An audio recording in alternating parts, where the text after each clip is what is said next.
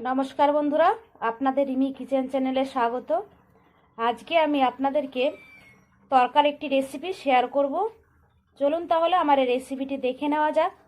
এখানে আমি তরকার ডাল নিয়ে নিয়েছি, আর তার সঙ্গে রাজমা, মটর আর ছোলার ডাল আছে। আর এটাকে আমি সারা রাত কালকে ভিজিয়ে রেখে দিয়েছিলাম। এবার প্রেসারে দিয়ে আমি সিটি মেরে নেব।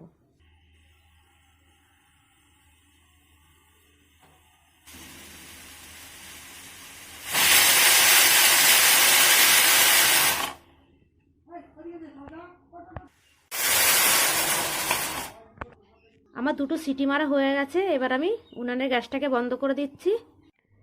ডালটা আমার খুব সুন্দরভাবে সেদ্ধ হয়ে গেছে। এবার আমি উনানে একটি কড়াই বসিয়ে দিয়েছি, আর কড়াইতে আমি সর্ষের তেল দিয়ে দিয়েছি। তেলটা আমার অনেকটা গরম হয়ে এসছে। এবার এই তেলের মধ্যে দিয়ে দেবো আমি আদা কুচি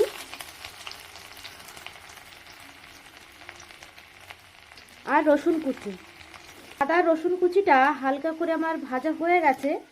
এবার আমি যে তরকাটা সেদ্ধ করে নামিয়ে রেখেছিলাম সেই তরকাটা দিয়ে দিচ্ছি।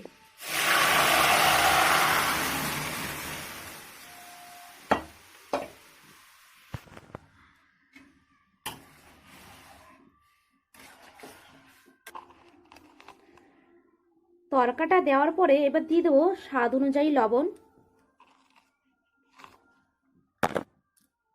আর রঙের জন্য দিয়ে দেবো হলুদ,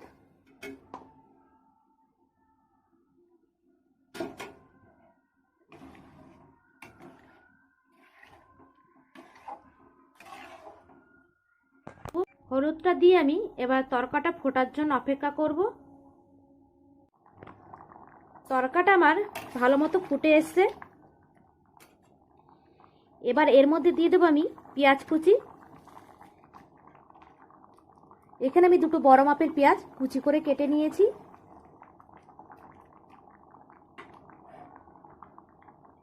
পেঁয়াজটা দিয়ে 1 মিনিট পর দিয়ে দেবো টমেটো কুচি।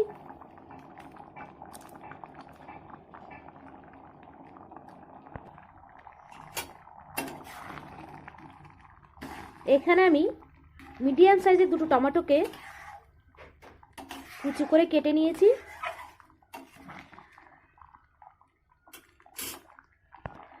আর দিয়ে দেব লঙ্কা কুচি।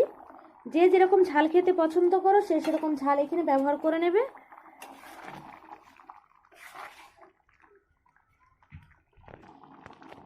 এই উপকরণগুলো দেওয়ার পরে দিয়ে দেবো আমি তড়কা মশলা। এখানে আমি সানরাইজের তড়কা মশলা ব্যবহার করেছি।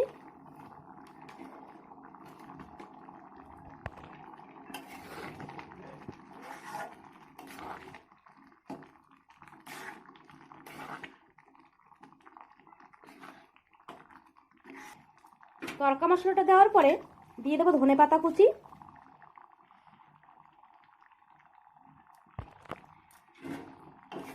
ধনেপাতাটা দিয়ে হালকা করে নেড়েচেড়ে মিশিয়ে নিলাম।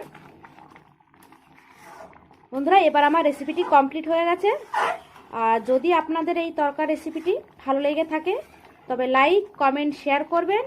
আর নতুন নতুন রেসিপি পেতে অবশ্যই সাবস্ক্রাইব করে দেবেন।